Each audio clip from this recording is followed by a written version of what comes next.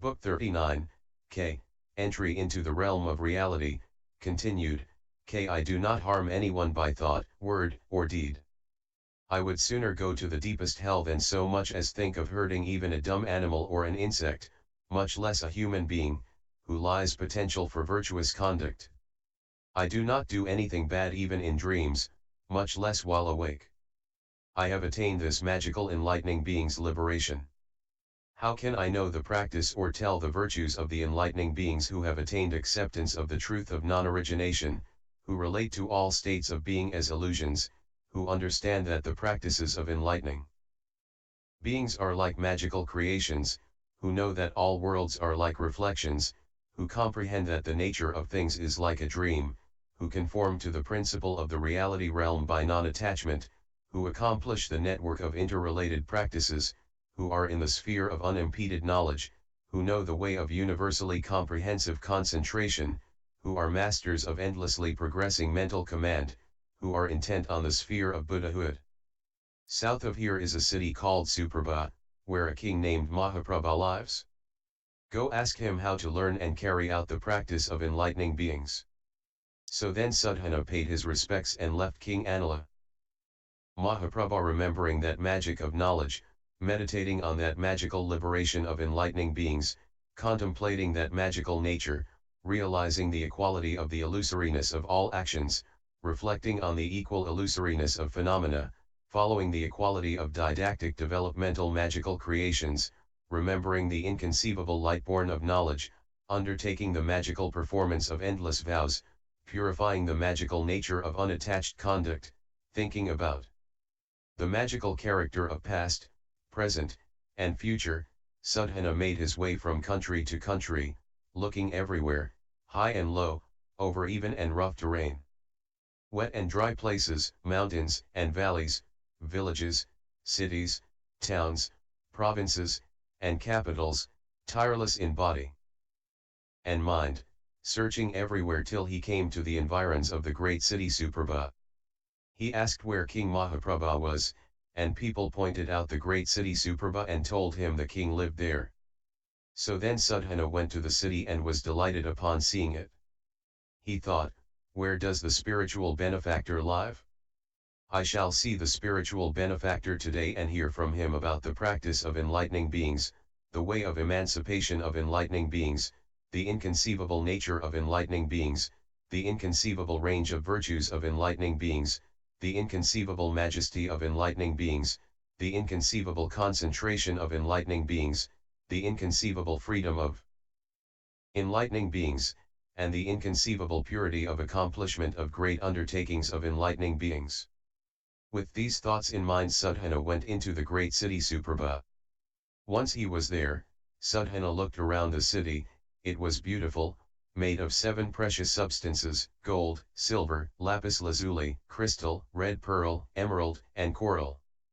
It was surrounded by deep moats made of the 7 precious substances, with gold sand on the bottom, their surfaces covered with heavenly lotuses, and particles of sandalwood suspended in the water.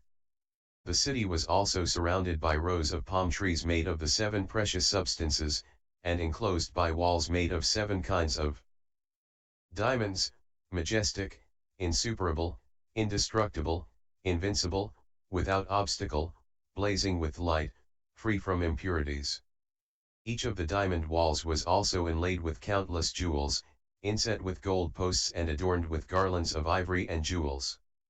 The gates of the city, at intervals of 10 leagues on 8 sides, were beautifully constructed of the 7 precious substances. The city was large, a symmetrical octagon, set on a ground of blue lapis lazuli. There were 10 million streets in the city, each one lined on both sides with hundreds of thousands of mansions made of various precious substances and adorned with arrays of many kinds of gems, flying jeweled banners and flags, fully furnished, with millions of people living in them.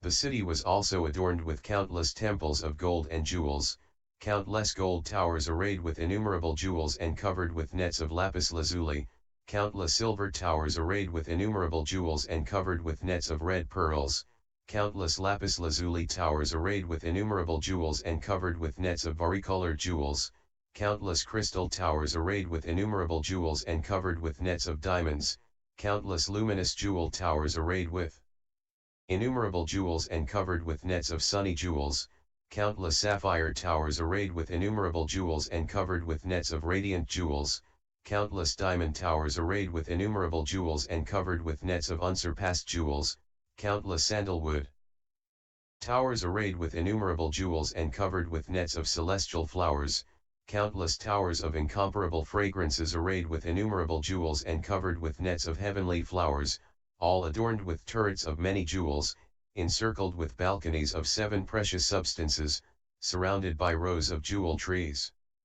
The turrets of the towers and the nets of jewels were also interconnected by jewel strings, and those strings were adorned with garlands of golden bells, to each of which were fastened strings of various jewels, from each of which hung circlets of small bells. Also the whole city was covered with countless nets of jewels, bells, celestial fragrances, heavenly flowers, and jewel figurines, with countless canopies of diamonds. Various jewels, jeweled parasols, jewel pavilions, precious cloths, and jewel flower garlands, with variously jeweled banners and pennants flying overhead. The house of King Mahaprabha was built in the middle of the city. It was 4 leagues wide on each side. Made of the 7 precious substances, it was surrounded by arbors made of these 7 precious substances in various combinations, decorated with nets of precious bells making pleasant sweet sounds. It was surrounded by 7 rows of palm trees made of the 7 precious substances and adorned with 100,000 towers made of inconceivable numbers of various jewels. The house was embellished with lotus ponds, made of jewels. Their surfaces covered with celestial flowers, their floors spread with gold sand, with steps made of jewel bricks arrayed on 4 sides, graced with trees with jewel flowers and fruits. Pleasant sounds of birds warbling filled the air. It was like the palace of a celestial king. In the middle stood a tower of world-illumining jewels, wonderful, beautiful, brilliant with its inconceivable arrays of countless jewels, built by the King Mahaprabha as a treasury of good law. Then Sudhana, not drawn by the jewel moats, not amazed by the jewel walls, not attracted by the jewel trees, not relishing the sound of the jewel bells, unattached to the sweet sounds of celestial songs, not paying any attention to the various precious furnishings of the apartments and towers. While in the midst of the joyful crowds of people enjoying the pleasure of the way of enlightenment, detached from pleasures of the senses, intent on contemplation of the truth, constantly asking everyone he met about spiritual benefactors, made his way to a crossroads in the city. Looking around at the crossroads, he saw King Mahaprabha there, not far from his venerable abode, seated on a magnificent throne. The throne had legs of blue lapis lazuli and was set on a lion made of white lapis lazuli. It was arrayed with nets of cowries on gold strings and varicolored precious cloth surpassing those of the gods, and ornamented with countless jewel figures. It was covered with a network of inconceivable numbers of jewels, and above was a beautiful gold silk canopy with multicolored decorations of celestial jewels. The throne of the great law was in the shape of the calyx of a lotus made of wish-fulfilling gems, and the king sat cross-legged thereon, graced with the 32 marks of a great person, adorned with the various embellishments of the virtuous. He was like a mountain of gold, brilliant as a mine of jewels, blazing with light like the orb of the sun, of placid appearance like the full moon, an oceanic accumulation of endless virtues of the profound teaching, like a great cloud thundering the sound of inherent nature, like the sky studded with stars of maxims of the teaching, like the polar mountain appearing to the minds of the ocean of sentient beings, like an island of jewels covered with various gems of knowledge. Sudhana also saw heaps of jewels, pearls, conch shells, camphor, coral, gold, and silver, heaps of celestial robes, heaps of celestial jewelry, heaps of food, and heaps of the finest delicacies arrayed before the king. He also saw millions of celestial chariots, celestial musical instruments, mounds of celestial incenses, many medicinal preparations, and many collections of all kinds of utensils, suitable and proper for people to enjoy as they wish. He also saw hundreds of thousands of milk cows with golden horns and hooves, provided to care for the poor. He also saw many millions of beautiful girls, adorned with all kinds of jewelry, dressed in heavenly clothes, limbs anointed with sandalwood perfume, versed in all the arts and skilled in all manners of love play. All the kinds of goods that were before the king were also set out in countless numbers on the street corners, in front of every house, along both sides of every street, to support the population, to make everyone happy, joyful, serene, and comfortable, to extinguish their afflictions, to introduce them to the meaning of the nature of all things, to get them all to have omniscience as their common aim, to rid them of malice toward others, to stop them from all evil action and talk, to extract the thorns of views, and to purify their course of action. At that point Sudhana went up to King Mahaprabha, paid his respects, and said, "Noble one, I have set my mind on supreme perfect enlightenment, but I do not know how to learn and carry out the practices to enlightening beings. I hear you give enlightening beings instruction, and ask you to tell me how to study and accomplish the practice of enlightening beings." The king said, "I purify and fulfill the enlightening beings' practice, which is characterized by great benevolence. This practice I have asked about, purified, ordered, observed, carried out, pursued, entered into, diversified, and expanded in the company of hundreds, thousands, millions, indeed, untold numbers, of Buddhas. Based on this enlightening practice of great benevolence, command kingship justly, I treat the world justly, I pass through the world justly, I lead the people justly, I bring justice to people and turn them to the sphere of right, I give them right guidance, I saturate them with justice, I direct them to attainment of what is right, I get them to contemplate the nature of things. I establish people in kindness, in the command of great kindness, in the power of kindness, in altruism, in goodwill, in sympathy, in friendliness, in hospitality, in determination to get rid of all suffering, in conduct conducive to ultimate happiness. I cool their minds and remove their mental tangles by producing the bliss of cessation. I divert their continuity of mind attached to delight in mundane routines and purify it in enjoyment of the pleasures of truth. Purify them of all unwholesome qualities and turn them away from what is not good. I turn back the flow of the mundane whirl. I destroy their ignorance in the ocean of principles of the reality realm, to cut off rebirth in all states to being. I inspire them to attain omniscience. I calm the ocean of their minds, to generate the indestructible power of faith. Thus do I govern righteously based on this enlightening practice of great benevolence. Furthermore, no one goes away from me intimidated, threatened, or frightened. If any poor people lacking in means of subsistence come to me seeking food or drink or clothing or any other need, I open the royal storehouse to them and allow them to take from there, or from the streets and crossroads of the city, whatever they need, things they would otherwise get involved in wrongdoing to get. All the inhabitants of the city are enlightening beings established in the great vehicle. They see the city according to the purity of their minds. Some see it small, some large, some see a ground of earth, some see a ground spread with lapis lazuli, some see clay walls, some see it surrounded by walls covered with the finest cloth, banners, and jewels, some see it full of gravel and sand, uneven, with a lot of ravines, some see the ground spread with large jewels, decorated and flat as the palm of the hand, some see it beautifully arrayed with mansions and palaces, with round windows, nets, crescents, jewels, and various other adornments. Even among those who live outside the city, those whose minds are pure, who have made roots of goodness, who have attended many Buddhas, who are aiming for omniscience, and who make omniscience their ultimate goal, see it as made of jewels. Those whom I took care of in the course of past enlightening practice by means of charity, kindness, assistance, and cooperation see it this way, while others see it as made of clay.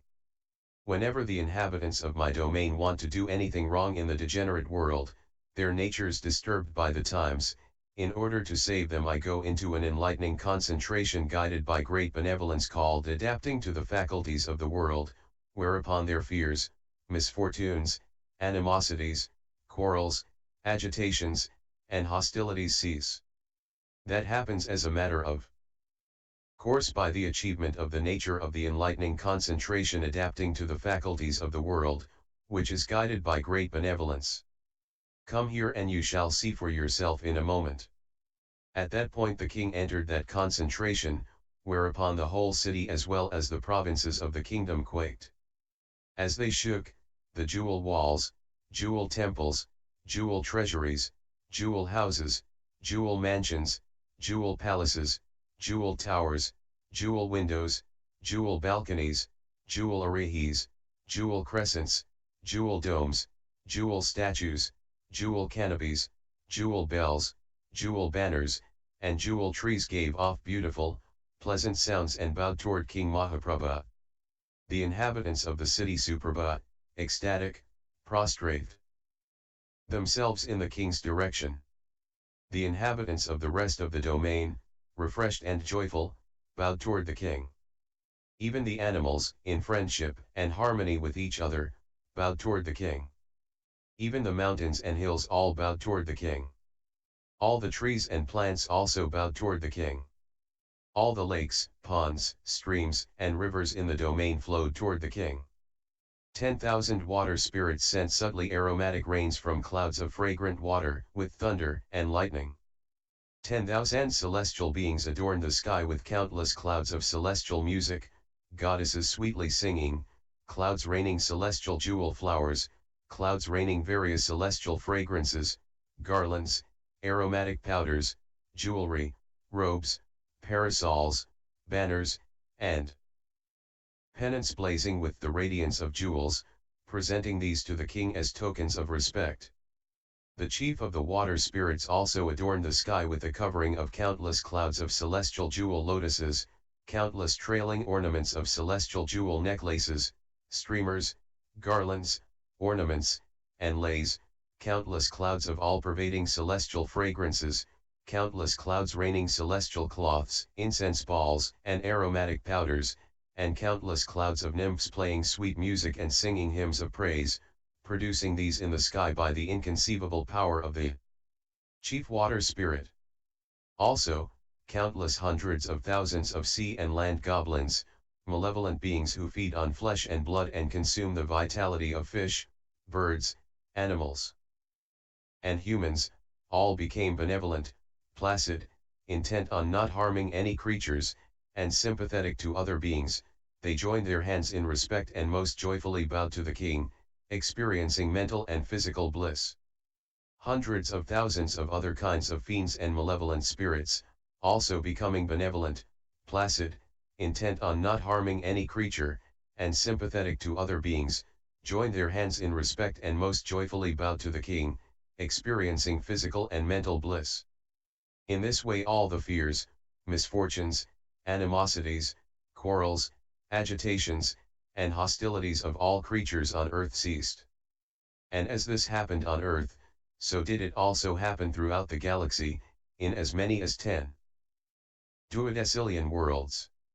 This was by the achievement of the nature of the enlightening concentration adapting to the faculties of the world, which is guided by great benevolence. Then King Mahaprabha came out of that concentration and said to Sadhana, I know this medium of the light of knowledge of practice of enlightening beings which is characterized by great benevolence. How can I know the practice, tell the virtues, measure the mountain of merit, view the myriad stars of virtuous qualities, encompass the atmosphere of great vows, measure the power of impartiality toward things, clarify the forms of arrangements of the vehicle of universal salvation, express the excellences of the principles of universally good practice, open the doors of cultivation of great enlightening concentrations, or describe the clouds of great compassion, of the enlightening beings who are like immeasurable umbrellas of great benevolence, filling all beings with happiness, who are inseparable companions to all beings, who have set out to save all beings, working equally with the superior, inferior, and middling, whose benevolence is as impartial as the earth, supporting all beings, who are impartial as the full moon, shining the light of virtue. And knowledge equally on all beings, who are impartial as the sun, illumining the world with knowledge of all that can be known, who are like great lamps, dispelling the darkness in the recesses of all beings' minds, who are like water clarifying jewels, removing the turbidity of deceit and guile from the water of beings' minds, who are like wish-fulfilling jewels, fulfilling the aspirations of all beings, who are like a gale, driving all beings into the citadel of omniscience with its houses of concentration and equilibrium. South of here is a kingdom called Styra where a devotee named Ichla lives. Go ask her how to learn and carry out the practice of enlightening beings.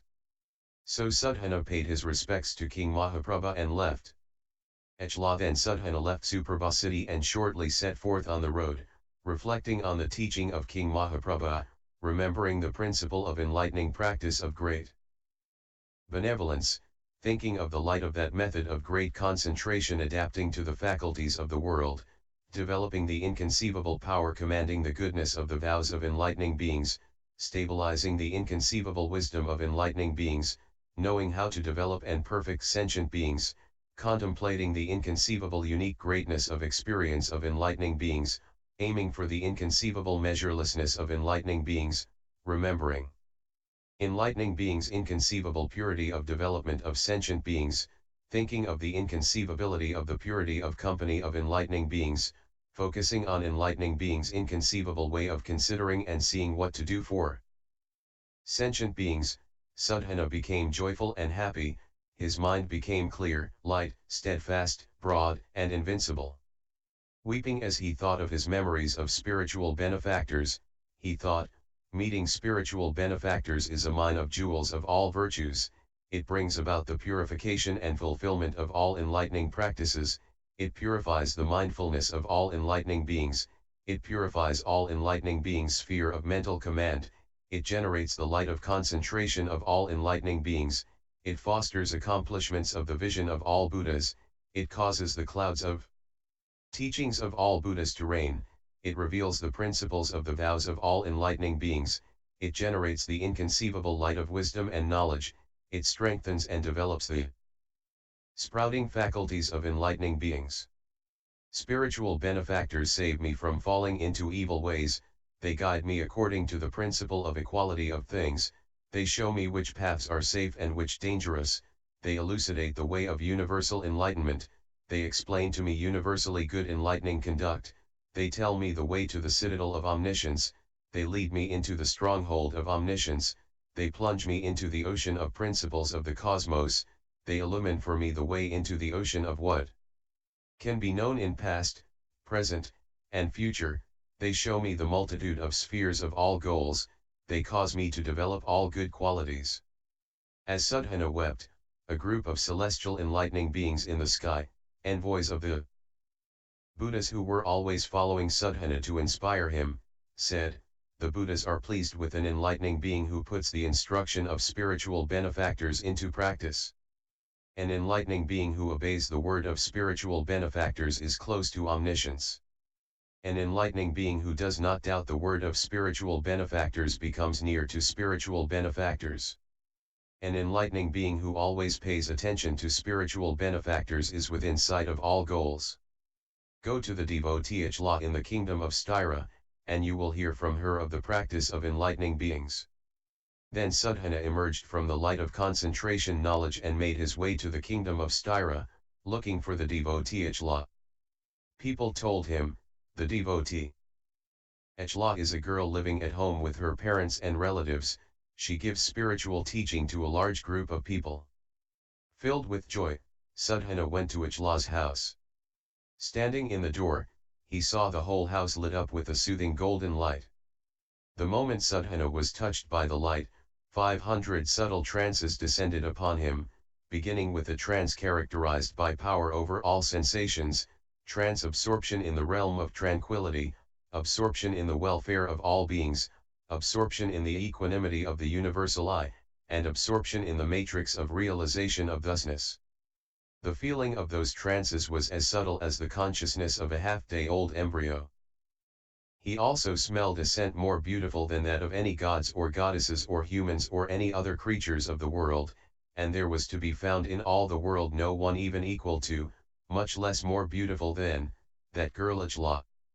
The radiance of her complexion, the proportions of her body, and the magnificence of her aura were such that none in the world, save Buddhas and coronate enlightening beings, even equaled, much less surpassed them. Her scent was unequaled and unsurpassed by any celestial, preternatural, or human beings. The furnishings of her abode were unequaled and unsurpassed in all the world, except by the accoutrements of Buddhas and coronate enlightening beings. Her company was also unequaled and unsurpassed by any in the world, except for the companies of Buddhas and coronate enlightening beings. There was no one in all the world who could look upon Ichla with lust, there was no one in the world whose afflictions did not cease the moment he beheld her. Just as gods with controlling power who live in the realm of desire do not activate afflictions, similarly people who saw Ichla did not act on afflictions. There was no one in the world who became satiated with the sight of Ichla, except those who were sated with wisdom. Then Sudhana, in an attitude of reverence, seeing Ichla's inconceivable physical majesty, her inconceivable appearance, and her inconceivable aura of light, which could not be blocked by all the cities and mountains on the face of the earth, sensing the inconceivable beneficial fragrance coming from her pores, looking over her endless company of followers, noticing the matchless adornment of her abode, immersed in the measureless ocean of her virtues, eulogized Ichla with this verse, who keeps conduct pure, develops great tolerance, and makes vigor enduring as diamond stands out in the world like a mountain of light. Then Sudhana said to her, Noble one, I have set my mind on supreme perfect enlightenment, but I do not know how to learn and carry out the practice of enlightening beings. I hear that you give instruction to enlightening beings, so I ask you to tell me how an enlightening being is to learn and carry out the practice of enlightening beings. In the affectionate, pleasing, charming words of an enlightening being, Ichla greeted Sudhana and said, It is good that you aspire to supreme perfect enlightenment. I have an enlightening liberation containing invincible knowledge, and I cultivate enlightening beings' way of practice of firm resolve. I have also attained mental command of the stage of equanimity in all things, and I am imbued with the light of knowledge to clarify the true state of all phenomena. I have also attained concentration of tireless search for truth. Sudhana asked her about the sphere of these attainments, and she said her state was hard to believe.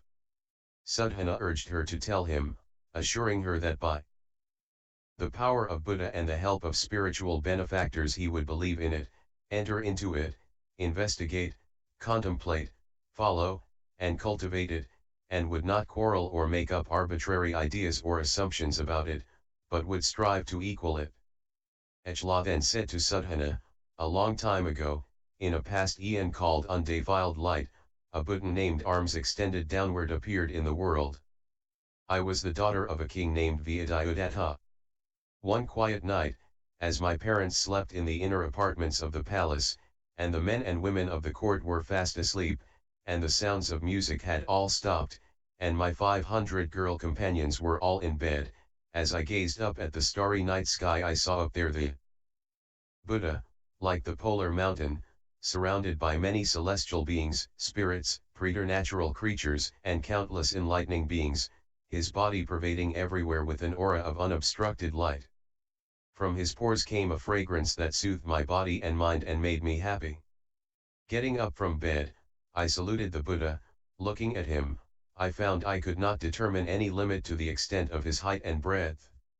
As I reflected on his marks and embellishments of greatness, I thought, by performing what kind of action is such a body obtained? How are the marks and embellishments of greatness attained? How is the aura of light attained? How does the retinue of followers develop? How do the mentally produced dwelling and furniture appear? How is virtue developed? How is knowledge purified? How are the inconceivable meditative projections accomplished? How is mental command perfected? How is eloquence mastered?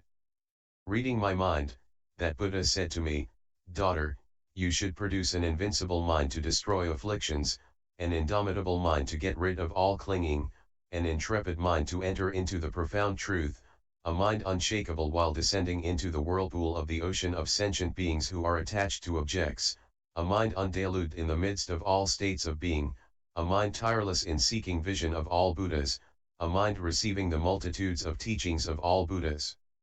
Without complacence, a contemplative mind to attain the light of wisdom of all Buddha teachings.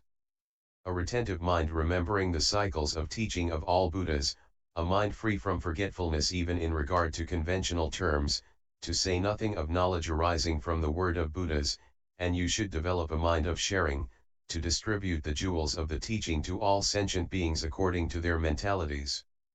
Having heard such principles of the teaching from the Buddha, desiring omniscience, aiming for the development of the 10 powers, seeking the eloquence of a Buddha, wishing to purify in myself the aura of light of a Buddha, wishing to perfect a body like a Buddha, desiring the purity of marks and embellishments of greatness of a Buddha, aiming to gain a congregation like a Buddha. Seeking purification of a Buddha land, wishing to accomplish the deportment of a Buddha, wanting to attain the span of life of a Buddha, developing a mind that neither afflictions nor anyone concerned with self-liberation alone could break down, like indestructible adamant. I do not remember the arising of a single thought of enjoyment of desires, much less engaging in sexual intercourse, for as many eons thereafter as atoms in this continent. I do not remember a single thought of anger toward my relatives, much less toward innocent others. I do not remember a single thought related to the idea of self, much less having considered anything my own. I do not remember any confusion, or any notion of difference, or yet any indifference, even while in the womb between death and birth, much less while focusing my attention. In all those eons I did not forget a single vision of a Buddha, not even a dream vision, much less those appearing to the 10 eyes of an enlightening being. Ever since that original inspiration I have been imbibing the ocean of the teaching, contemplating and reflecting on every single statement, even in the context of worldly phenomena. There is not a single facet of the teaching that I have not become absorbed in, even in the context of worldly arts and sciences. Ever since that first inspiration, while holding the will of teaching of the Buddhas, I have never omitted even a single word as I learned it, even in following logic, except to regulate the guidance of others.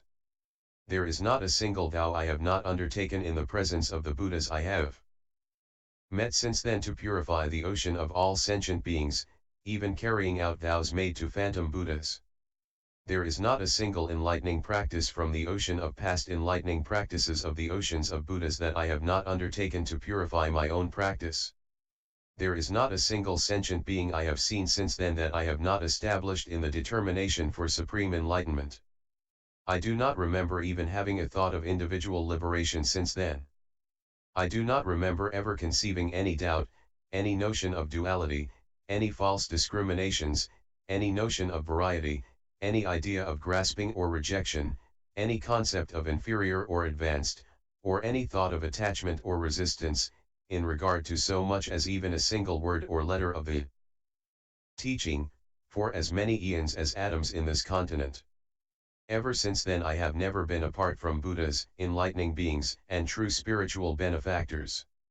I have always been hearing of the vows of Buddhas, the practices of enlightening beings, the transcendent ways of enlightening beings, the light of knowledge of the stages of enlightening beings, the inexhaustible treasury of mental command and concentration of enlightening beings, the way to enter the infinite network of worlds, the original causes of the infinite realms of sentient beings.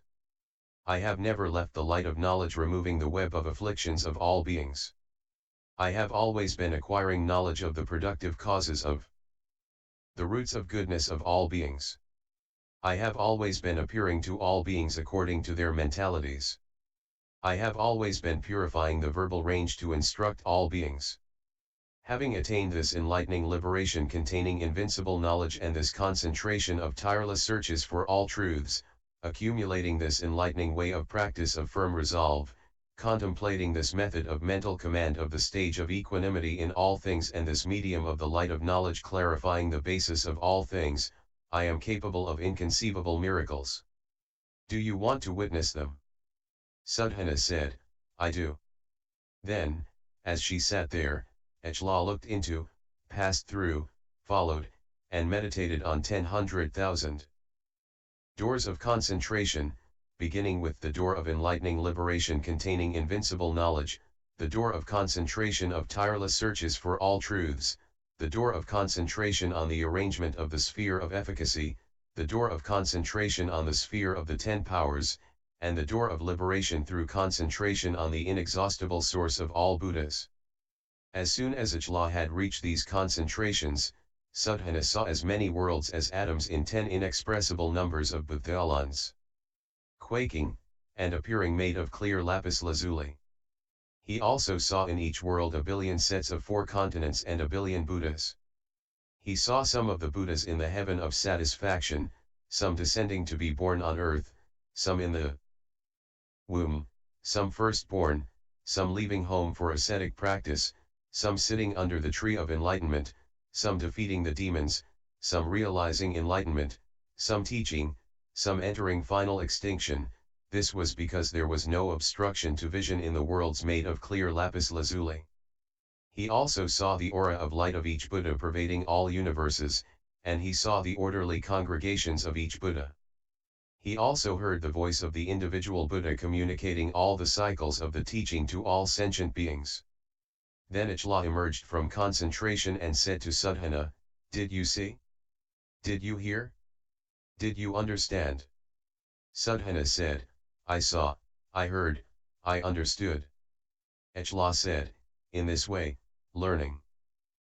Enlightening beings practice of firm resolve, absorbed in tireless search for all truths, established in enlightening beings' way of liberation by invincible knowledge. I satisfy all sentient beings with good explanation by following mental command of the stage of equanimity in all things, using the skill of the light of knowledge of how to elucidate the basis of all things.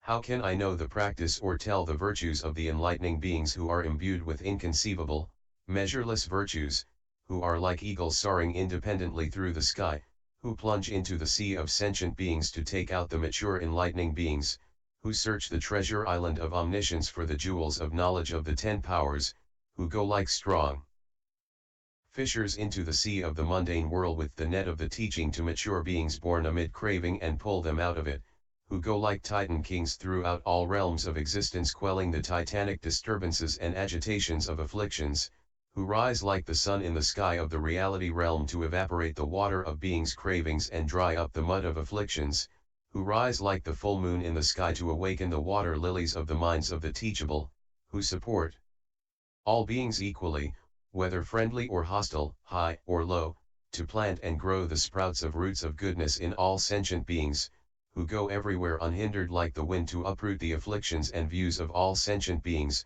who go through the world like sovereigns uniting all beings with generosity, kindness, assistance, and cooperation. South of here is a city called Tozala in a land called Amatattasala. There is a mendicant named Sarvagaman living there.